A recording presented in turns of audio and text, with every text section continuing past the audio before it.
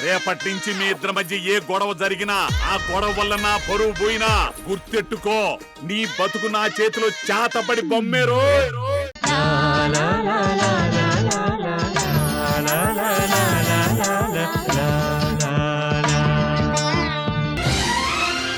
అయ్యో నేను తింటానులేమ్మా, నేనేమైనా చిన్నపిల్లాడినా? ఫ్రెండ్ పెట్టింది తినాలి తప్ప నేను తింటాను నాకు తెలీదా అని నా దగ్గర సమాధానం చెప్పకూడదు. నాకు తినిపిస్తున్నావు సరే, మరి నువ్వు తినవా? అమ్మో, నేనిక్కడ తింటే ఇంకేమైనా ఉందా? ఏ దీక్షితులు గారు ఏమైనా అంటారా? ఆయనేమీ అనరు. మీలాగే నేను తినిపిస్తే కాని ఆయన కూడా తినరు. నేను లేకపోతే అలిగి పడుకుంటారు. నన్ను పట్టించుకోవట్లేదని చెప్పి చిన్న పిల్లాళ్ళ మారం చేస్తారు. మా నాన్న పస్తుంటే నేను చూడలేను ఫ్రెండ్.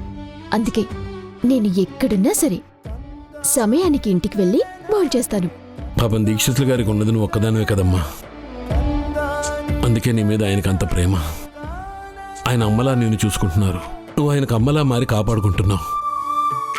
మీ ఇద్దరి బంధాన్ని చూస్తుంటే నాకు చాలా సంతోషంగా ఉందమ్మా. ఫ్రెండు, ఏ తండ్రి కూతురైనా ఇలాగే ఉంటారు. కూతురికి తండ్రి హీరో, అందులో ఎలాంటి డౌట్ లేదు. అంతవరకు ఎందుకు, మా నాన్న నాకు ఏమవుతుందో అని భయపడతారు. నేను ఎవరితో ఏం మాట్లాడితే ఎలాంటి గొడవలొస్తాయో అనుకుంటారు. కానీ నేను చేసే ప్రతి పనిని మా నాన్న మెచ్చుకుంటారు. నా కూతురు ఎప్పుడు మంచి చేస్తుంది, తనకి చెడు చేయటం తెలీదు అని అందరికీ గొప్పగా చెప్తారు. ఎవరైనా నా గురించేమైనా అంటే ఆయన బాధపడతారు. అంతేకాని నా దగ్గర మాత్రం అస్సలు చెప్పరు. తండ్రికి అంత గొప్ప ప్రేముంటుంది ఫ్రెండ్.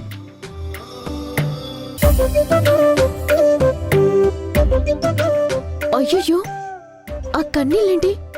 కూరలో కారం ఏమైనా ఎక్కువైందా? లేదమ్మా, నా ఇంట్లో లేని మమకారం గురించి నువ్వు చెప్తుంటే గుండెల్లో ఆవేదన కన్నీళ్ళ రూపంలో బయటకు వస్తుంది. సారీ ఫ్రెండ్, నేను నిన్ను బాధ పెట్టానా? అదేం లేదమ్మా. సరే తినండి.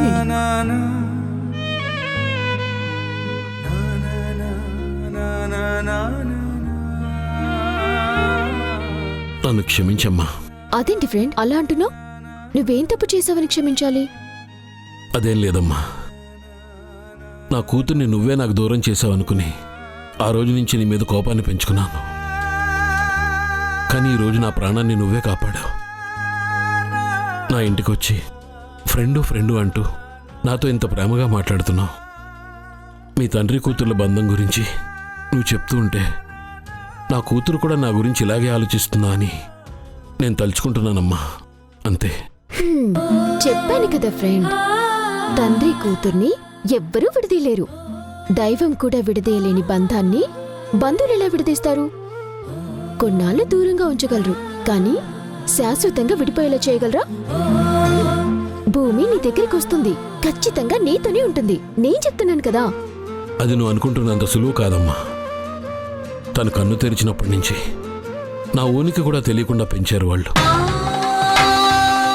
అలాంటిది నా కూతురు నా దగ్గరికి పంపిస్తారన్న నమ్మకం నాకైతే లేదు. పంపించటానికి తనేమి పోస్ట్లో వచ్చే ఉత్తరం కాదు. మీ ఇద్దరిది రక్త సంబంధం. విడదీసే హక్కు ఎవ్వరికీ ఉండదు ఫ్రెండ్. భూమికి నీ గురించి ఎందుకు తెలియకుండా ఉంచారో, తనకసలు ఏం చెప్పుంటారో అన్నీ నేను తెలుసుకుంటాను కదా. తొందరలోనే మీ కూతుర్ని నేను మీకు చూపిస్తాను. ఏంటమ్మా నువ్వు అనేది? నా భూమిని నాకు చూపిస్తావా? ఏదో నా సంతోషం కోసం చెప్తున్నావు కదా. ఫ్రెండ్, జానకి మాటిచ్చిందంటే అది వెనక్కి తీసుకునే ప్రసక్తే లేదు. చెప్పాను కదా.